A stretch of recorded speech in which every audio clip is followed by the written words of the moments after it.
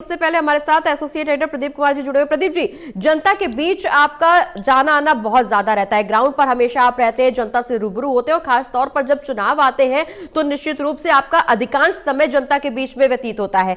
क्या वाकई उत्तर प्रदेश में कोई विकास कार्य नहीं हो रहा है? क्या वाकई उत्तर प्रदेश में कोई इंडस्ट्रीज नहीं लगाई जा रही है? क्या वाकई उत्तर प्रदेश में अपराध की जो दर है उसमें कमी नहीं देखने को मिल रही? जनता का क्या कुछ कहना, आपके पास क्या कुछ इनपुट? देखिए प्रगति, एक बड़ा बहस का अगर विषय अगर आज देखें तो ये इसलिए भी है कि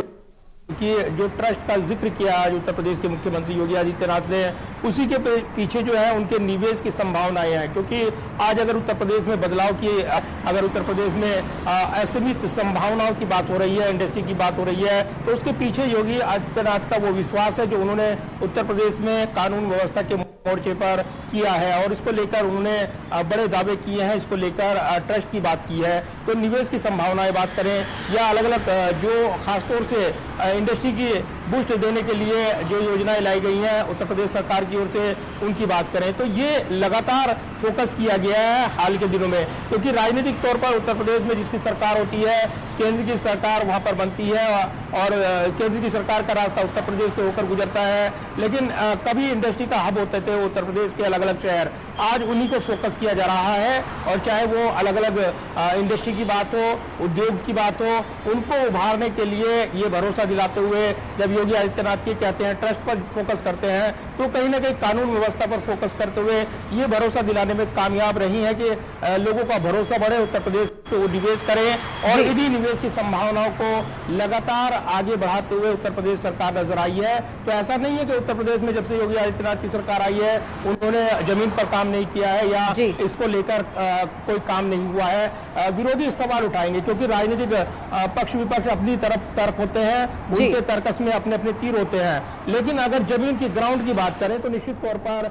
बदलाव हुआ है और शायद यही वजह के लंबे समय से वो सत्ता में बने हुए हैं। उत्तर प्रदेश में जिस तरीके से पिछले दिनों योगी आदित्यनाथ दिल्ली में आए थे और उन्होंने रोड मैप को लेकर प्रधानमंत्री नरेंद्र मोदी से विस्तार से चर्चा की थी, बड़े बदलाव आने वाले दिनों में फैसले आप देखेंगे, ये कहा जा रहा है। रिफॉर्म एक्सप्रेस की बात की जा रही है और हाल के दिनों में केंद्रीय कैबिनेट की ओर से फैसले लिए गए आधारभूत ढांचे से जुड़े हुए उत्तर प्रदेश को भी लाभान्वित करेंगे, कहा जा रहा है। तो ग्राउंड पर जो सबसे बड़ा मुद्दा होता था, क्योंकि उद्योगपति चाहते हैं सुरक्षा, अगर उनको सुरक्षा मिलती है, इंडस्ट्री का निवेश का अवसर बढ़ता है, तब निश्चित तौर पर उनके लिए मुफीद होता है। और यही वजह है कि उत्तर प्रदेश में आज बदलाव हुआ है और योगी आदित्यनाथ ये दावा करते हुए ट्रस्ट पर फोकस कर रहे हैं। ट्रस्ट एंड ट्रांसफॉर्मेशन की बातें हैं, तो ये अपने आप में बताता है बयान कि कहीं ना कहीं वो निवेशकों का भरोसा जीतने के लिए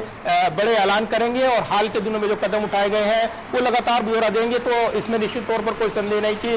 उन्होंने तस्वीर कुछ हद तक बदली है और ये भरोसा अगर वो जीतने में कामयाब रहते हैं तो कहीं ना कहीं निवेश के अवसर बढ़ेंगे और उत्तर प्रदेश में ये अर्थव्यवस्था को रफ्तार देंगे, उनके लिए संभावनाओं के नए दरवाजे खोलेंगे। ठीक है, राघवेंद्र जी, प्रदीप जी जुड़े हुए हैं। प्रदीप जी कुछ और मैं जी ठीक है, जुमलेबाज क्या ये नहीं बताएंगे कि 9 साल में जो उनके मुख्यमंत्री जी बोल रहे कि 45 लाख करोड़ का निवेश हुआ है। ठीक है निखिल जी, 45 लाख करोड़ में जनता ठीक है, सबसे बड़े झूठे मक्कार तो ये है। ठीक है, बिल्कुल ठीक है। प्रदीप जी जुड़े हुए हैं, प्रदीप जी की भी कुछ बातें, उनका भी कुछ सवाल है, एक बार उनका भी रुख करेंगे। ठीक है, राघवेंद्र जी आपके पास आएंगे, प्रदीप जी का रुख करेंगे। प्रदीप जी देखिए प्रगति,